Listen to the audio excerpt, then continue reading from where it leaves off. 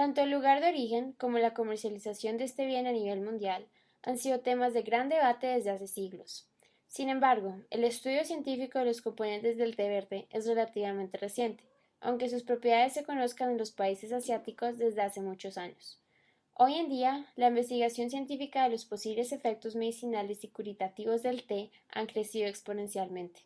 Tras estas investigaciones, se le ha atribuido al té propiedades anticancerígenas gracias a la gran cantidad de flavonoides capaces de prevenir y tratar el cáncer. El té tiene propiedades relajantes que se le atribuyen a la teanina. La temperatura a la cual se pone a fusionar el té tiene una influencia en la concentración final de la bebida. Las condiciones de almacenamiento tienen también una influencia en los componentes que tiene el té, como por ejemplo los antioxidantes. Gracias a estudios en los cuales se hicieron variar las condiciones de extracción de diferentes tipos de té, se determinó que la temperatura a la cual mejor se da la extracción es de 80 grados centígrados y que para un té verde en polvo son 5 segundos. El té matcha se puede clasificar como un polvo fino de color verde intenso que solo se disuelve de manera efectiva en agua con una adición de temperatura y una agitación constante. En el manejo también se observó que es altamente cohesivo. En el laboratorio se logró determinar el tamaño de partícula, el cual oscila entre 12 y 30 micrómetros. Este resultado es coherente con aquel reportado por la literatura, el cual es de 25 micrómetros. Los datos reportados en la literatura son los que aparecen en las tablas a continuación. Se puede afirmar que estos datos reportados son similares a los que se pudieron obtener y observar en el laboratorio. Ya que se trata del mismo compuesto, el valor asignado al index flow soporta la idea que dicho sólido es altamente cohesivo, según la tabla de flowability. Para determinar el ángulo de reposo, se dejó caer una pequeña cantidad de té matcha en una hoja de papel. Posteriormente se tomó una foto y se determinó el ángulo con la ayuda de una herramienta para graficar. El ángulo de reposo calculado fue entonces de 46 grados. En el laboratorio se utilizó un microscopio para caracterizar el polvo de té matcha.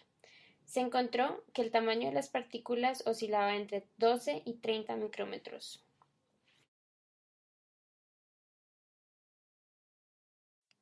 Igualmente se estudió la manera de disolver el té en agua. Se encontró que a una temperatura inferior a 50 grados centígrados el polvo no se disuelve. Además, se requiere de agitación constante. Entre más alta sea la temperatura del agua, más fácil se disuelve el té, aunque siga siendo necesaria la agitación. Finalmente, para preparar una taza, se requieren 250 mililitros de agua por cada gramo de té matcha en polvo.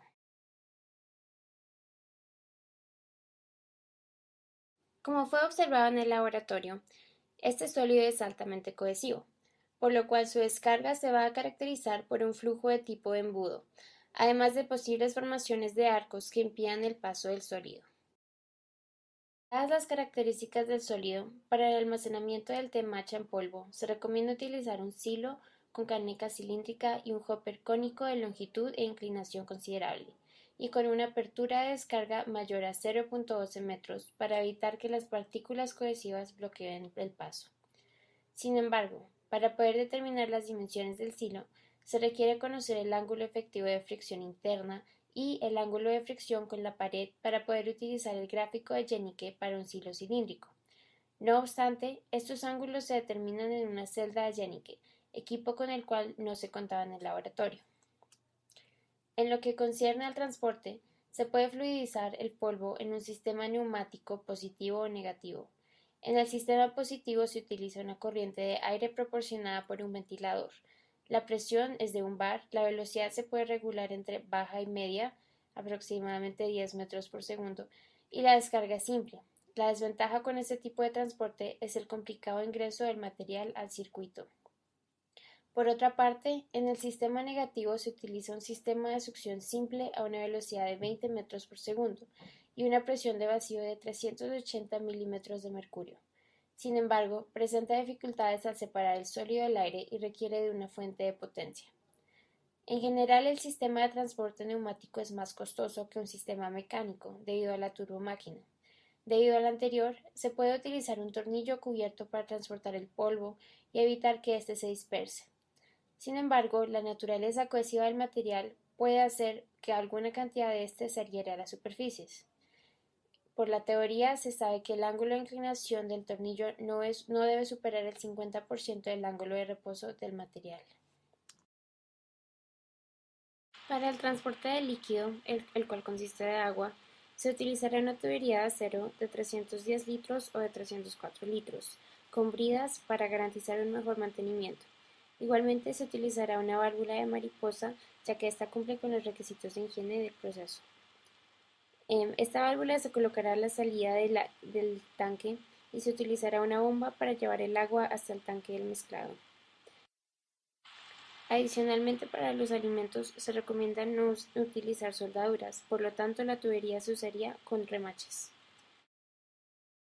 En cuanto a los materiales del silo y del tornillo, y teniendo en cuenta que se transporta un alimento, de acuerdo a las agencias European Hygienic Engineering and Design Group, A3 Sanitary Standards Incorporated, y según la norma internacional de referencia UNEEN ISO 1672, el material más apropiado es el acero inoxidable, debido a que es un material inerte que permite la presencia de oxígeno, además de ser fácil de limpiar y esterilizar. Entre estos destacan el AISI 304L y el AISI 316L. En el caso del transporte neumático, se recomienda utilizar un polímero termoplástico o termoestable para la tubería, debido a su bajo costo y alta resistencia. Según la norma API 650, el tanque más adecuado para almacenar agua en este caso sería un tanque vertical, ya que no se van a trabajar altas presiones y este tipo de tanque permite almacenar grandes cantidades volumétricas a bajo costo. La sustancia a trabajar, agua, no es volátil, sin embargo, es necesario protegerla de la posible contaminación. Por esta razón, es necesario utilizar un tanque de techo fijo.